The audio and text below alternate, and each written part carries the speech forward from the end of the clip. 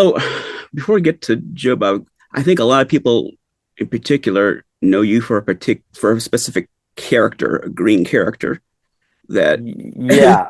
can you tell us a little bit about the character we're talking about? So the Cheddar Goblin from Mandy, there's a funny story behind it because Casper Kelly and I were working on like the third season of Your Pretty Face is Going to Hell, which is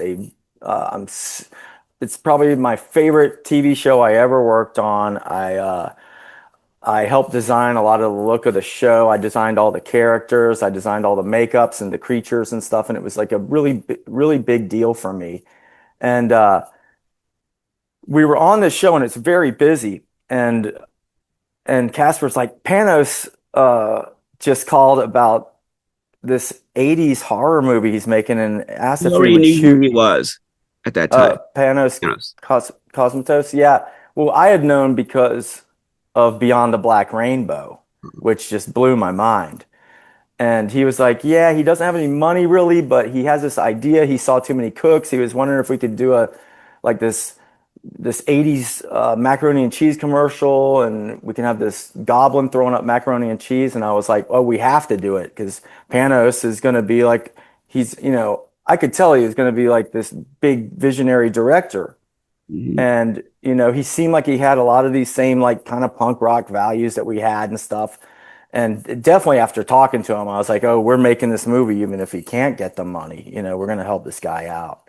And so I sculpted that Cheddar Goblin in like 5 hours on my one day off, ran it into work, and it was crazy because I was like, Casper's like, don't let the producers see because we were basically moonlighting, you know, making this stuff on the side while doing this TV show that was just brutal schedule wise. And I told one of my guys that was working with me, Kyle, I'm like, hey, put this in a mold and then Kevin will spin it and we'll start spinning this thing. And Kyle's like, why are we doing this? We have 26 makeups lined up here. And I was like, screw it, watch, it'll be the biggest thing we do all year. And he's like, fuck you. And sure enough, it ended up being this crazy thing. I had forgotten about it by the time the movie came out. And Casper called me from, what was it? Sundance or whatever, and he's like, "Man, the movie we did, it's blowing up. Panos is gonna make $1 million off of this. He's gonna sell it, and it's gonna be amazing." And I'm like, "What movie?"